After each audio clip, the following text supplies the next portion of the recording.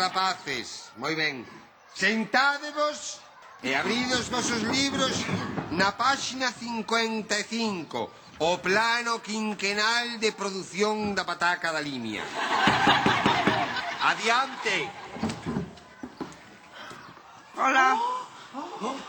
Son o rapaz novo. Benvido, fillo da patria. Dinos, cal é o teu nome? José Luis. Non, pero ese é o antergo nome de escravo español. Eu, o que me refiro é cal é o teu nome de galego ceibo. Non teño, Pois agora mesmo imosche por un. A partir de agora vaste chamar Ratibrón. Ratibrón? Sí.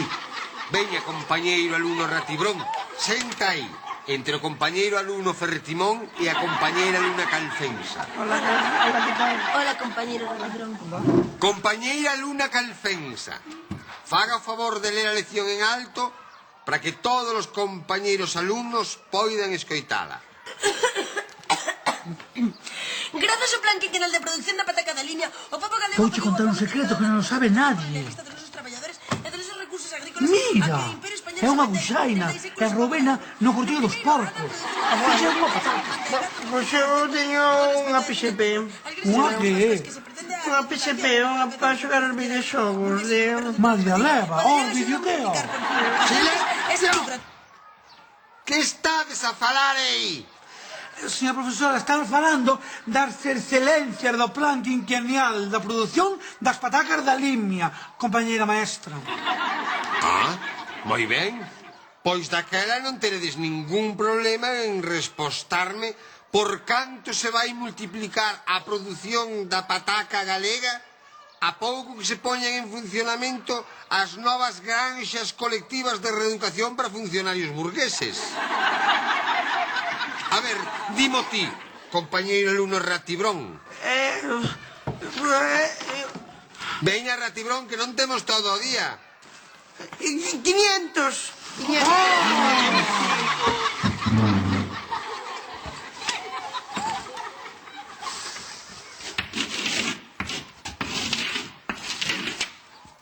Compañeiros alumnos, podedisme dicir como é o termo que define a esta cifra na nosa lingua, nai? 500! E como foi que lle chamou o vosso compañeiro Ratibrón? O que dixo non o podemos repetir porque é un castellanismo burgués que está prohibido pronunciar na nosa República Ceiba Popular Galega, compañeira mestra. Moi ben. E que temos que facer co compañeiro Ratibrón para que saiba dicir o termo que define a esta cifra na súa lingua natal? Reeducalo para sacalo da ignorancia. Moi ben. Ratibrón, ven para cá, anda. Agora imos contar dende 1 até o 500 para que non esquezas endexamais de como se di esta bonita cifra na túa lingua e non teñas que empregar de novo o termo nunha lingua estranxeira. Vale, eu conto, non? Sí, pero para facer a actividade máis interactiva e moito máis educativa, imos poñerlle este vergallo. Así que ti veña, baixa os pantalóns e pousa as mans contra a mesa.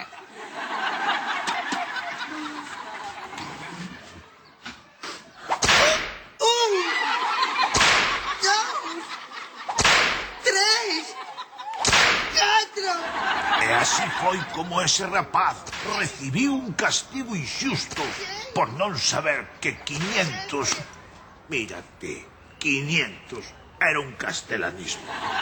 Así de cruel, inhumana e injusta é esa institución chamada Galescola.